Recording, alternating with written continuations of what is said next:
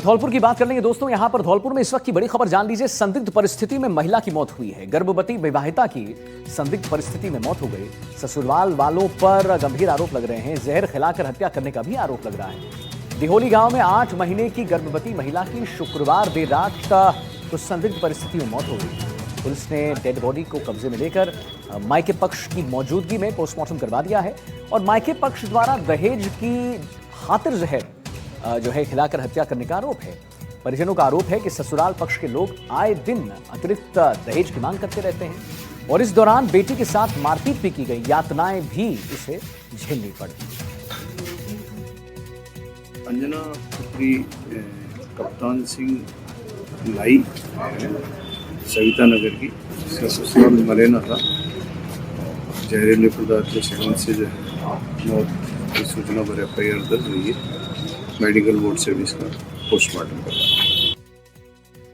नीरज शर्मा हमारे साथ ज्यादा जानकारी के लिए जुड़ चुके हैं। नीरज, क्या ये पूरा मामला है, जरा बताइए हमारे दर्शकों को। ससुराल वालों पर आरोप लग रहे हैं, जहर खिलाकर हत्या करने का आरोप है।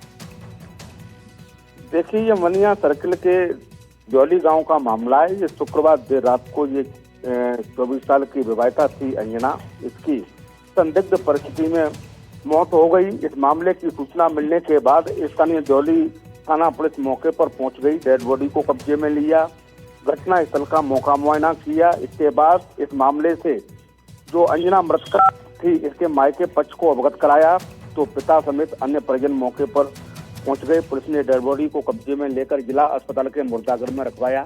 पूरे मामले को लेकर देखा जाए तो पिता कप्तान ने ससुराल पक्ष के लोगों पर दहेज का आरोप लगाया है। साफ आरोप लगाया है रिपोर्ट में कि शादी के बाद से ही अंजना को ये ससुराल पक्ष के लोग परेशान करते थे।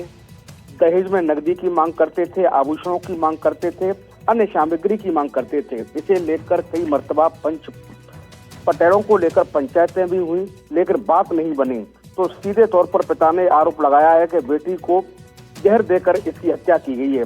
उधर पुलिस की बात की जाए तो CO ने बताया कि इस मामले में मेडिकल बोर्ड से पोस्टमार्टम कराया है, डेड बॉडी का बिसरा लिया है।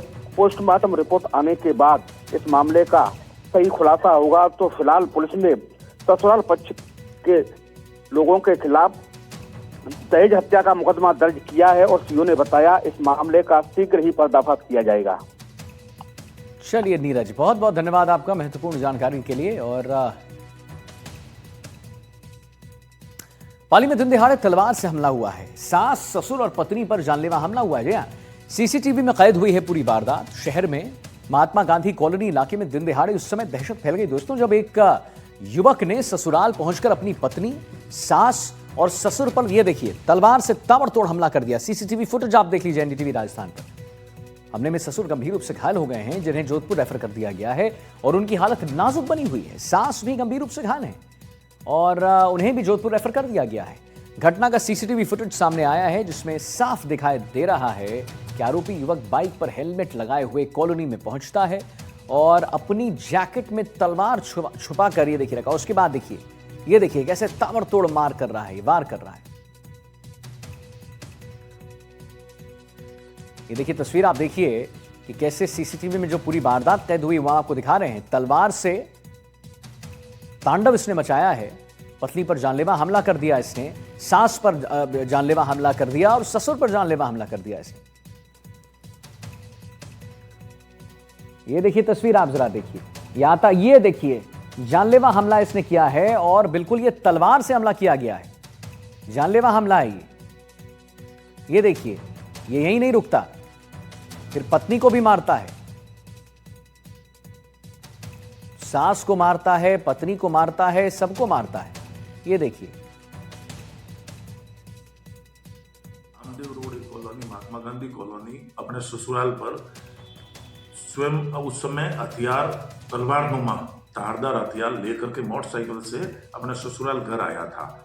उसके और उसकी पत्नी के परस्पर विवाद होने के कारण पत्नी ने दहेज प्रताड़ना का पूर्व में प्रकरण दर्ज करा रखा है और इसी तरह से आवेश में वह उसके घर में प्रवेश किया और धारदार हथियार से अपने सास ससुर और हमला किया। इसी दौरान पत्नी भी बचाने आई तो उसके भी चोटें आई। इसमें ससुर की हालत गंभीर है, उसके सिर पर वार किया और उसकी सासू है उसकी अंगुलियां कटी। और इस घटना के ये रेफर हुए जोधपुर रेफर किए हुए हैं और इनके पर्चा बयान के आधार पर प्रकरण दर्ज हत्या के प्रयास में प्रकरण दर्ज करके अनुसंधान किया जा रहा है। तो मारपीट कर रहा था तो ये आ गई घर पे। ये शादी कितने टाइम हो गया कि 8 साल 8 साल 8 साल हो गए। पहले इसने कुछ बोला नहीं और हम भी सोचे तो कुछ नहीं, ऐसे ही है। अब तो वापस जोधपुर रहते 3 साल से, ये दोनों हस्बैंड वाइफ अलग ही रह रहे थे। हाँ रे, तो उसके बाद है ना जोधपुर के अंदर फिर मारपीट की इन लोगों ने।